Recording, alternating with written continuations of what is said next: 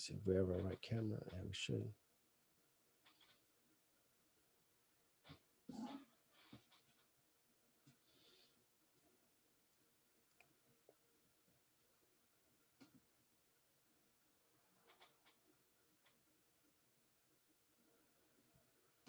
Nice. So today I have a very good lesson for us today.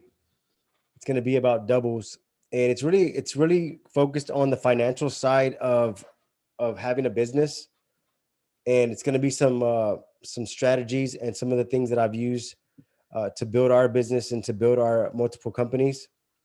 And I'm going to share those things with you.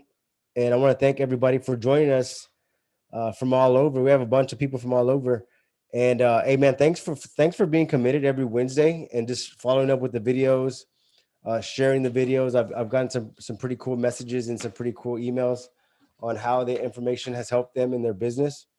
And so that's really the goal of this is just to keep adding value, so that we can keep growing as a team. And so I'm going to get started here. And before we get started, I'll just share a little bit about myself and the intentions of these webinars. And so I'm going to share my screen. I'll share my screen here shortly. Where is that? Okay, I'll share that in a bit. But so a little bit about myself. First generation business owner. Dropped out in ninth grade. Had twin boys, and I got started in the auto body industry. Prior to that, I had like I worked at like Hollywood Video. I worked at a Chinese restaurant, but like whenever I got into the collision industry was like my first real job, like a real job. And so I started off as a porter. I told my boss that at the time, his name's Ivan. I said, "Hey, I know how to buff. I know how to whatever." But I really didn't have any experience, and so he allowed me to get in there. And whenever I started in there, I just loved the environment. I loved just working with my hands. I was a fast learner, and so I just stayed with the industry. And pretty soon, I learned how to do minor body work. I got around the paint guys in the paint shop. I learned how to paint. I would just paint a bunch of miscellaneous stuff, and I got into custom painting. And I really did custom painting. Like really, I went hard into the custom painting. I did a lot of custom lowriders of bikes, boats, hot rods, you name it. You can actually go, like, if you search on some of our videos, go to like, if you go to filter and go to the highest watch videos, and you'll see some of my older videos of some of the custom jobs that I did in the past. And it was pretty cool because you can actually see the transformation. And I'll share a little bit about that. I was in the custom industry for a very long time. It was really demanding on your time because as an artist, they're relying on you to come through with the jobs, right? So you can't really delegate the work to anybody else. You can delegate some parts of the jobs, but as far as like the full custom painting and the graphics, that really comes down to the person doing the work. And it was really demanding of my time. And I read a book. It was called The E Myth. And when I started reading that book, it really kind of broke down, and it kind of asked like the question, like, what are you building? Like, what exactly are you building for yourself? And as I stopped, I wasn't really building any wealth. I had a goal of wanting to be rich, and I had like this false image of what I thought rich was, but I had no idea of what I really wanted. And so when I stumbled across this book, it really opened up my way of thinking to think a lot bigger. And how do I build a business? How do I build a brand? How do I build some wealth? Uh, Generational wealth where you can actually pass that down. How do you do that? Because at the time when I was in the the custom industry, all I had was some SATA jets. I had some DAs. I had like a bunch of tools, but I didn't have no actual hard, real assets, that were generating income, you know, 24/7. I didn't have none of those assets. And so I made a commitment to myself to just transition the business from going from a custom shop to more of an insurance claim repair shop, like actual shop where we had technicians. We have an office, we have estimators, we have all that whole process. And what I realized is I said, you know what, it's easier to scale that kind of business than a custom business, because you can build a custom business, but it's more about building the brand of the business. And I wanted to really build a business, and I'm not saying a custom shop is not a business. I'm saying like I wanted to do something that I can scale, and I like the business part of it. And some people don't like the business part of it. Some people just like doing the technician work.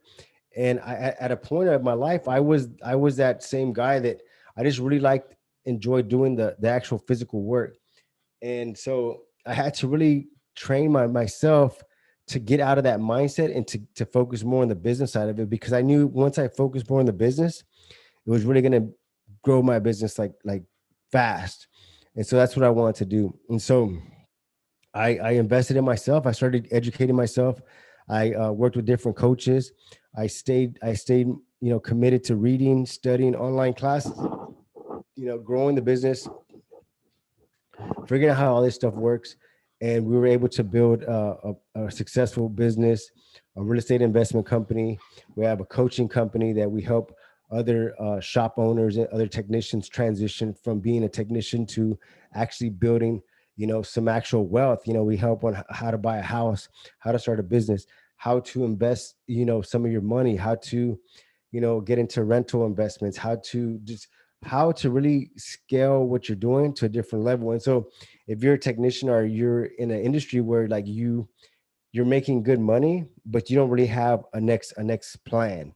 Like you're making good money, but you're like, man, you know what? Like this is not gonna last forever. I need to have like another plan, the next chapter in my life. So I help a lot of technicians and a lot of people just focus on that next chapter and what to look for next and how to kind of keep growing.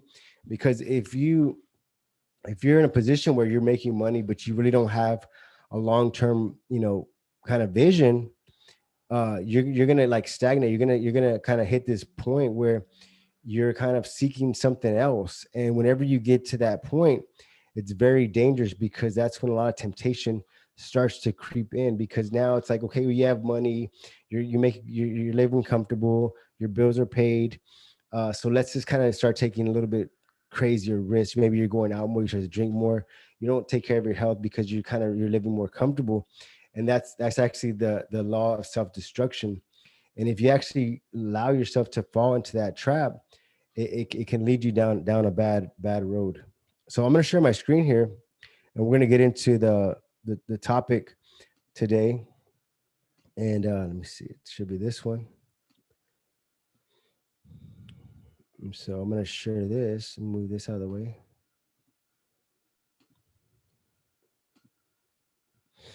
So I'm going to start. Today we're going to be focusing on playing to win. So playing to win is really about the money, man. The money. What are we doing with the money, right? Playing to win. What are we doing with the money that we're making? What are we focused on? What is the end result of that? And so I made some notes here. So when I say what is the end result, what, if you're opening a business, or if you're a technician, or if you're even at a job, if you're at a career, what is the end result? Where do you want that job to take you? Where do you want that career to take you? Where do you want your current position to take you? Okay. And this is a very powerful question, because you have to decide, where do I want what I'm doing now to take me? And so look, okay, you can decide. You can say, I'm going to open a business, right? I'm a technician right now, or I'm in a job right now, but my goal is to open a business one day. Okay, that can be what you're focused on doing. So you're gonna have to position yourself to get to open that business. And so, how are you gonna do that? Well, if you're in a job, or you're in a career, or you're a technician, or you're wanting to open a business, you have to position yourself to say, okay, you know what, I'm doing this now to get me to here.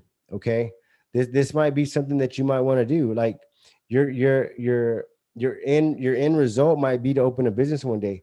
And you know what, like you don't have to, like, you can be a technician and you can have a good career, and maybe you don't want to open a business, but you still want to have some kind of assets. You still want to build some assets. You can actually build some good assets with the job. Even with the career, you can build some assets.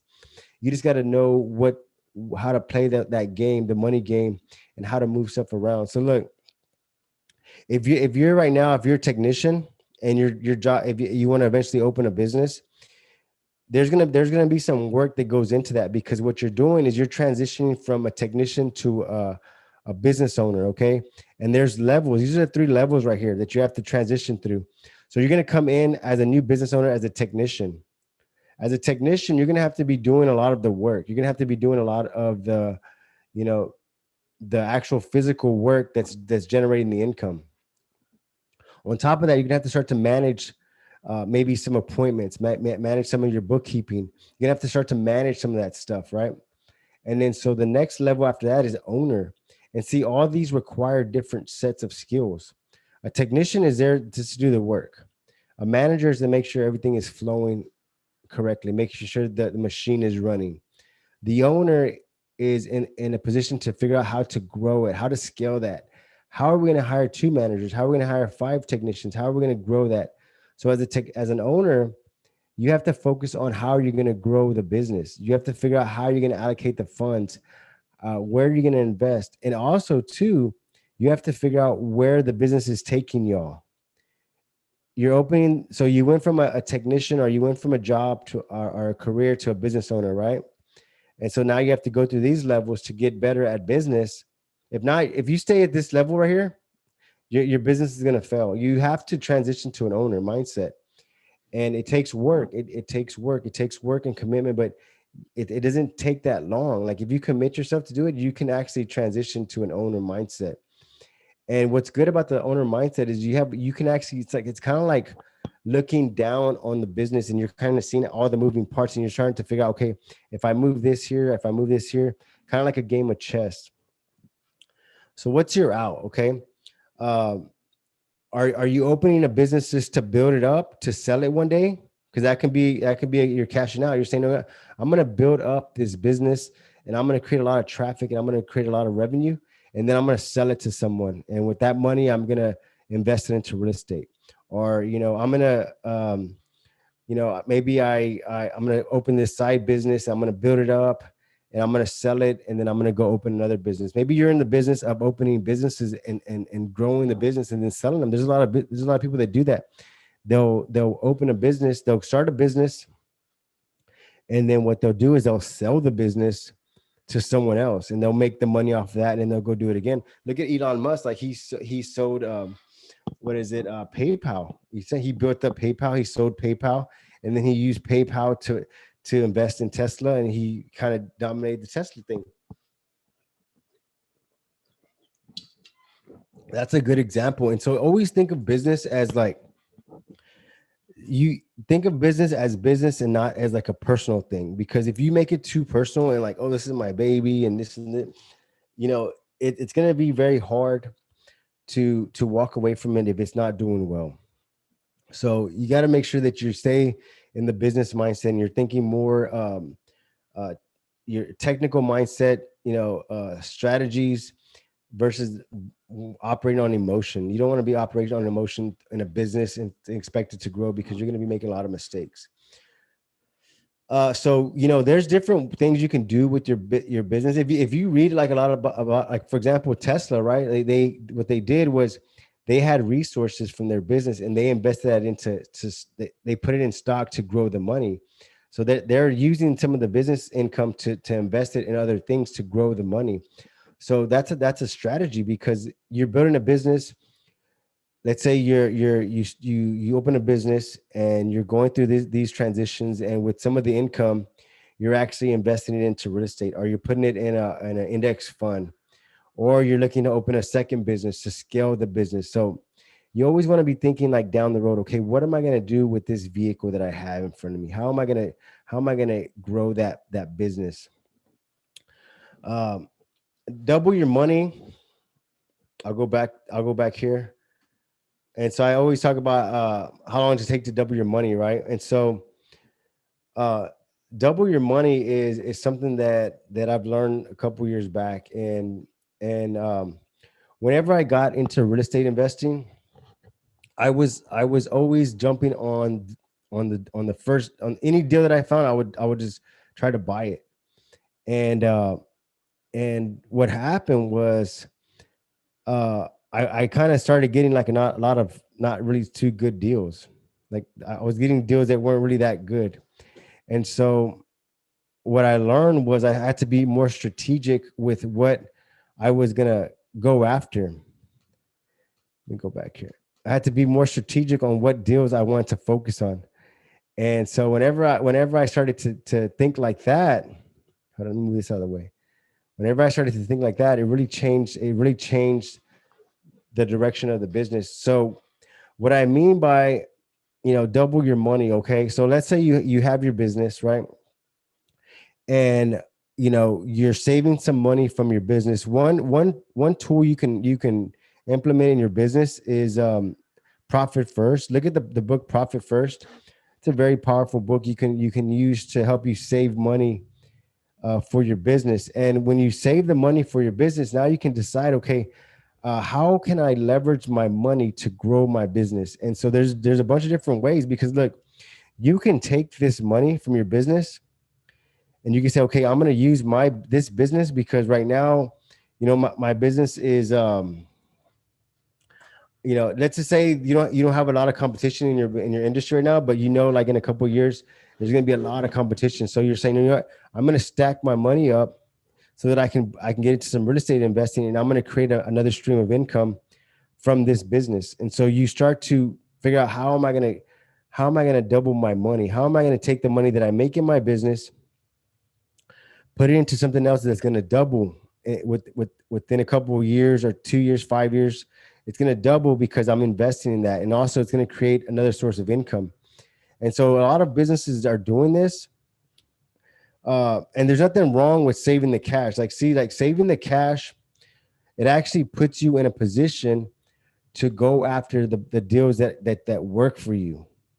Go after the deals, because look, there's always going to be deals that people are trying to, uh there's always going to be things that people don't want. Like people are trying to get rid of something for some whatever reason. I was looking at a commercial building, and the guy wanted 300,000 for it. And it's been on the market for a while. And so I started kind of digging around and asking questions about it. And what happened was the guy had purchased the building, and he was going to open a business there, and the business didn't work out. So he just shut the business down. Now he's stuck with his building, and now he's trying to get rid of this building. And so he's kind of motivated to sell the building. And so I started asking more questions. Okay, well, what does he want? What does he want for the building? Why is he wanting to sell it? Some of those things. And so now I'm getting information, and at the same time we're positioning ourselves. Sorry about that. I'm positioning ourselves to figure out.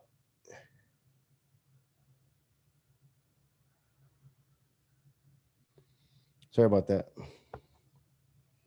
Let me just reply to this real quick.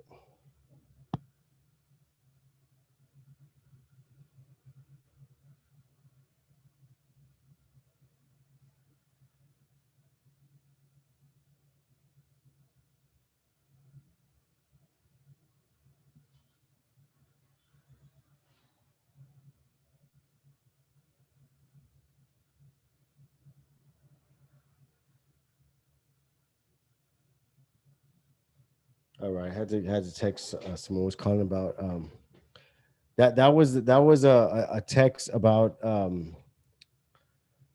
some rent. Like he says, "Hey, Stan, I have the rent. Uh, can you come by later, or can I take it to your office in the morning?"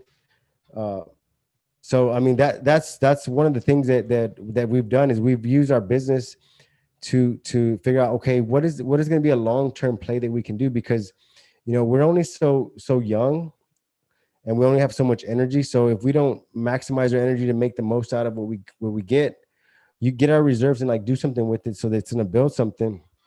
You're going to be working for the rest of your life, and you're not going to be very happy. So some of the things you can do to position yourself is going to be start saving up some money, man. To start saving up some money, and you just let your money grow slowly. Just let it grow. Start saving little by little every week, and let it stack up, and you'll start to come across opportunities that will be in line on what you want to achieve long term. And there's going to be some deals that come across your table that you're going to be like, nah, you know what, I'm going to pass on that. Just over the last couple of months, I've had, some guy was trying to sell me a boat, and he's just trying to get rid of this boat. He's like, man, I had this nice sailboat. I haven't used it in a while. It's nice. It's docked. I only pay so much a quarter to keep it there. And I was thinking about, man, maybe I can buy that and then just rent it out like an Airbnb, a boat, and not even have to drive it, not even have to maintenance, just keep it in the water and rent it out. So I'm always coming across different deals to see, okay, do I really want to do this deal? How much time is it going to take? How much energy, and kind of like, how am I going to manage it? And so I always look at those things. And so at the same time, I'm still stacking up and getting ready for other deals. Another thing you can do is you can use leverage. Leverage, basically what leverage is if you have 20,000 and you build some relationship with the bank, you can leverage the 20 to get a loan for 100. It's called leverage. Like, you're gonna leverage your money. You're gonna leverage the money you get with the bank to make more of it. You're just gonna leverage that money to get more, right? And so, because see, a bank's only going to ask for 20% down. So if you're willing to buy something for 100,000, maybe a property, the bank's only going to ask you for 20% down. So that's how you leverage. Like, you leverage your 20,000 to get into that property. Start building banking relationships. Focus on building some banking relationships, uh, multiple banking relationships. Just work with different banks, build up a relationship with them. Let them know what you're trying to do. Let them know what your long-term vision is. Let them know that you want to start to invest in some different real estate, equipment deals, and just be transparent with them. And they're going to tell you what you need financial wise to be in position. And that's going to be like tax returns, rent roll, stuff like that. Business credit, focus on building business credit. With business credit, it actually is a lot more. So for example, if you apply for a credit card in your name, you could probably get approved for maybe 5,000, right? But if you apply for a credit card under your business, you're going to get probably like a minimum of 20,000, and then you can kind of start to increase it from there. So you'll start to have different sources of money to work with.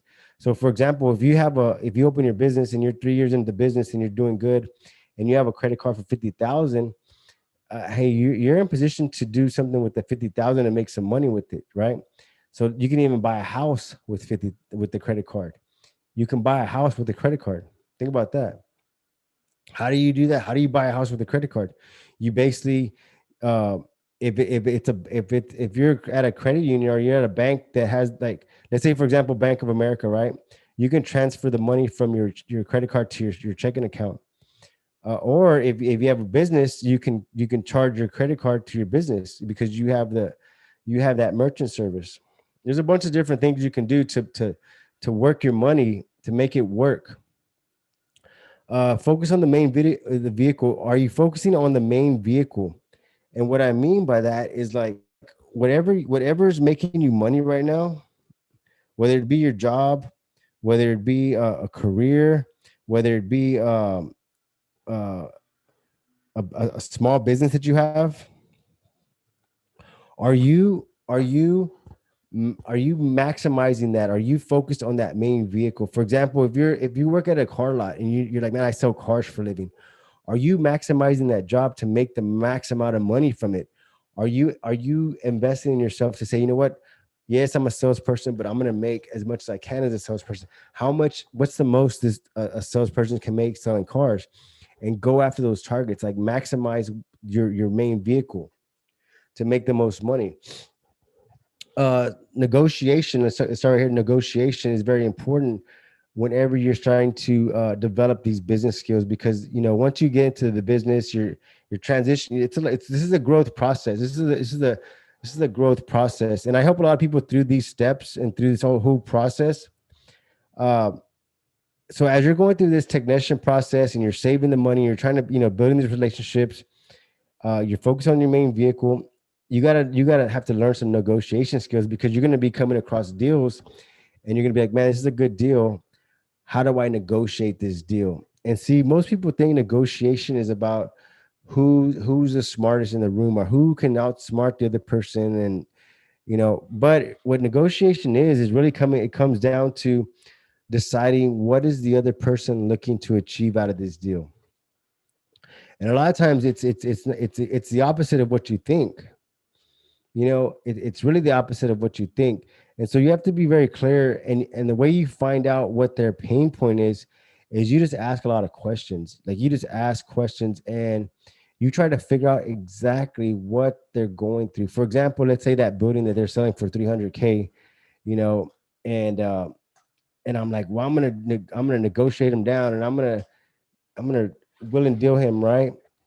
But if I ask him, okay, like, tell me a little bit about the building. What was the plan? Like, why didn't it work out? What were some issues with the building? And to start to know information, he might say, you know what, man, I invested some money into this building. I decided I didn't want to do it anymore. I'm getting too old for this. I really just want to exit the building. You know, and so now I can say, okay, you know what, sir? Like, I'm interested in the building. Can we work something out where maybe I own or finance it from you, or, you know, and I'm very transparent with them. You know what, sir? I can get it for this much if it's something you want to do. I'm interested in doing it. How about you help me with some of the closing, or how about you know or whatever. You never know. He might be just need to pay all his back taxes, right? And he might be like, man, you know what? To be honest, I just owe like a lot of taxes that I need to get caught up before the bank takes it, right? So now we're trying to did more. We're digging more and more and more and more to figure out exactly the what exactly we need to do to make this deal work, right? And and you just got to kind of keep asking questions, and some skills to increase your income. So this is going to be very important. What are some skills you need to increase your income? And so these are going to be some basic skills that are going to help you. Sales skills for sure. I mean, I highly encourage y'all to get some sales skills, man. I know Grant Cardone has some pretty nice audio books and books on sales. Just study some of that stuff, man. Study some of the sales stuff. Study sales stuff, man. Learn about the KPIs, key performance indicators. Really, what a KPI is, if you have the Robinhood app, and you go in there and you can kind of see the graph and all that, that's like a KPI. It's indicating what the business is doing, what the price is. And so you can create those KPIs for your business. You can create them for everything in your life. You can create them for your calorie intake. You can create them for your workout, your weight, how many sales your business is doing, how many returning customers, how many YouTube subscribers. That's a plug right there. I need y'all to subscribe to the YouTube channel. But you can use the KPIs for anything, really. you know Develop people skills. As you start to manage people and you start to get into the owner position, you want to start to develop some people skills. Communication skills, it kind of falls in line with communications, with people skills. But you just want to make sure that you're able to communicate your message well, and in front of people, and just practice. And people skills everybody's different. Like, you don't want to say, you know you know all these people are the same. Everybody's an individual person. Everybody has different personalities. Everybody has different characteristics. And so you have to really understand that and be able to identify that pretty quick. And the way you do that is you start to just study that stuff, and it's gonna make you a lot better moving forward. Let me see. So I wanted to just share that stuff, and let me see if I can end this. Okay. Yeah. So if anybody has any questions, leave some questions below. And I'm also on Instagram at the Stan Medina, or you can go to our website. It's stanmedina.com. And if you're wanting to know more about any of these areas in depth, like send me a direct message on Instagram, or uh, you can email me at stanmedina at yahoo.com. Just send me an email and we'll connect, and I'll help you navigate through any of these that you're having problems with. If you need some book recommendations, like send me a message, or just drop a comment below. Say, hey, what are some book like good books to for sales or something, and I'll put some stuff in the comment there to keep our stuff growing. But hey, guys, I appreciate y'all's time. Thanks for joining us on this Wednesday. And if any of y'all are interested in the Massive Action Principle Binder or the journals, I'll put the link below on that. And also, we have a $97 sign up thing. If you want to get more connected and you're like, hey, you know what? I like what I'm hearing. I want to know more. And what we do is every Wednesday I come on. I don't, there's no charge, there's nothing. I come on every Wednesday, but if you want to get more information, or if you want to get on a call and you want to say, you want someone to hold you accountable, it's $97, a one-time fee, and it's for 4 weeks, and I'll follow up with you. I'll keep you accountable. We'll get on a call. We'll figure out what your struggles are. We'll figure out what obstacles you're dealing with, and we'll figure out how to get over those obstacles and keep moving forward.